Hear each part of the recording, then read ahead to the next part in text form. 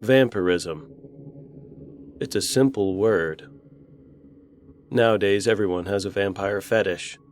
Be it the teenagers or the super talented movie makers, vampires are a hot topic. However, one teen just took it too far acting out his vampiric fantasy, and that is of Rod Ferrell.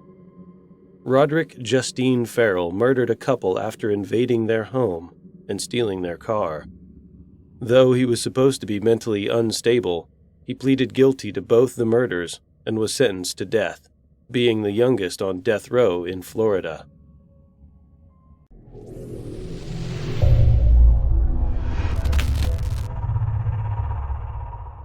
Rod was born on March 28, 1980, in Murray, Kentucky, to Sandra Gibson, who was a teen herself and not yet capable of caring for him.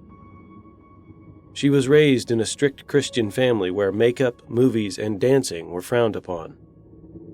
She met Rick, Ferrell's father, in high school. They dated for 1.5 years until she became pregnant with Rod.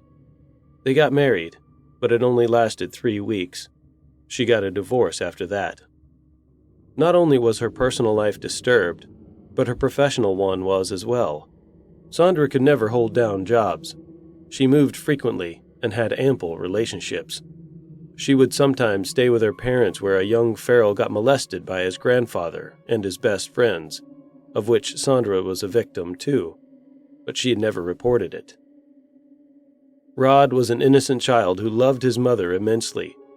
She doted on him too, as he was her only son. Though things seemed normal from an outsider's point of view, that was far from it. He had a tumultuous relationship with his mother, who was extremely violent towards him. She would grab him by the hair and trash his room, shout abusive remarks for ruining her life, and was once even charged with soliciting rape and sodomy for sending sexually implicit letters to one of Rod's friends, a 14-year-old kid named Jamie.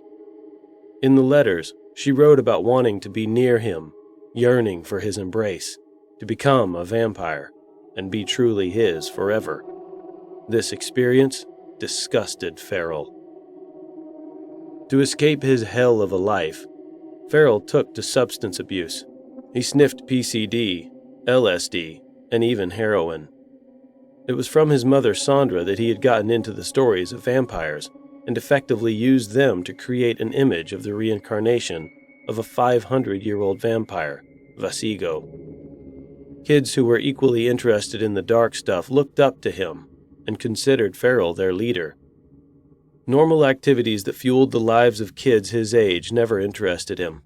He was expelled from school for skipping classes, smoking on school grounds, and harming animals. Though he had been interrogated several times by the local authorities, trying to link him to several of the dead bodies of animals found in the area, they could not trace the killings to him. These ongoing run-ins with the police made Ferrell want to leave Murray. And then he met Heather. Heather Windorf was the second daughter of Rick and Ruth Windorf. She had an eerie taste like Rod and was attracted to occult, macabre rituals and reincarnation. She wore strange outfits, mostly black, and dyed her hair red and purple. But her indifference didn't bother her parents much more than the fact that she put an inverted cross on her wall and decorated her room with dead flowers. She connected with Rod through a mutual love of the occult. To hang out, they would go to a cemetery across from Rod's school, Eustis High, and talk for a long time while strolling around. However, they had no romantic feelings for each other. Rod was in a relationship with Heather's friend, Janine, who lived next to Eustis in Leesburg. However, their peaceful life was disrupted when Sandra moved away with Rod from Florida. Heather would stay in touch with him on the phone, incurring high telephone bills, and sometimes go to meet him, telling her parents that she was going to her sister's place instead. That was the time Heather met with Rod to rescue her from her parents. So Rod, along with his vampire occult members, Dana Cooper, Charity Kesey, and Howard Scott Anderson, took a trip back to Florida to save Heather, whose plan was to run away from the house. but their car broke down midway. It got a flat tire, and the group decided to steal Heather's parents' car. They met Heather a little distance away from her house, who had come away after unlocking it, and Rod and Anderson got out of the car. Upon reaching her house, they entered through the open garage.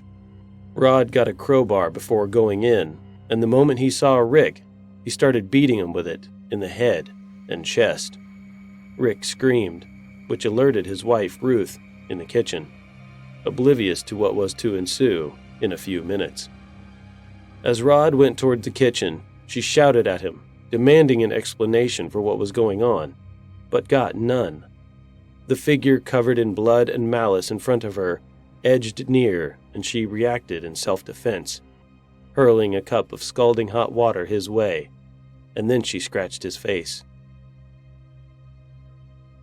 Rod was enraged, and his mind went blank.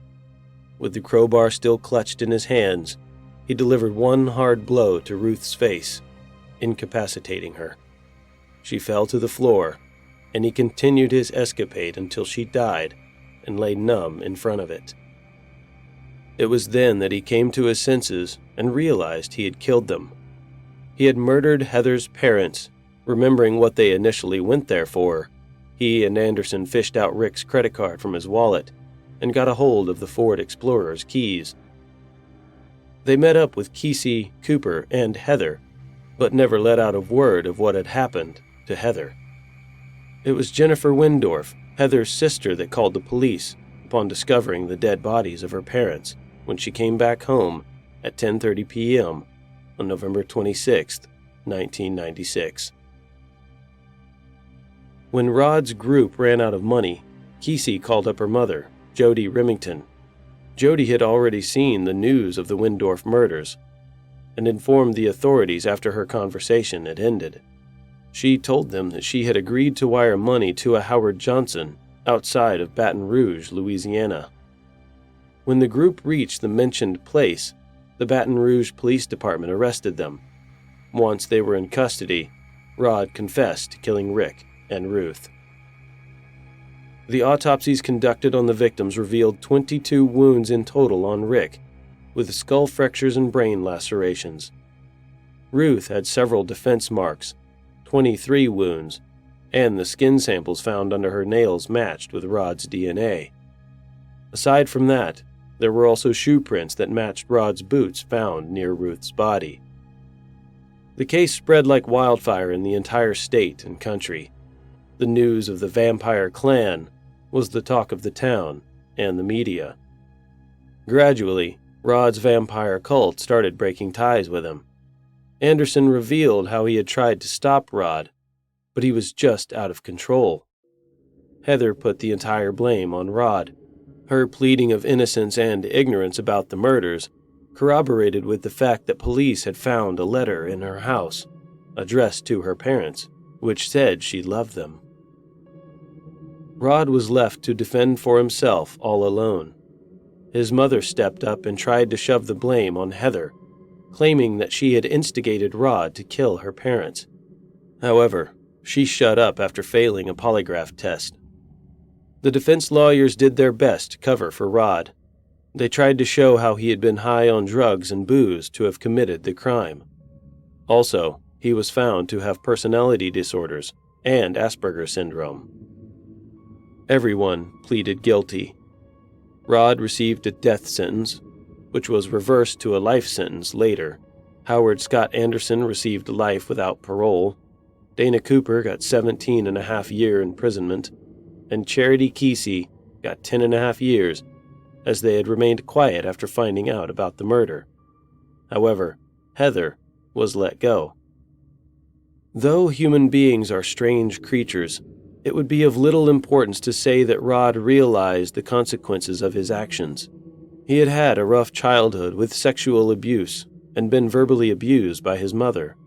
However, when he found kids similar to him, all of them being social outcasts, bonded over time and became a group.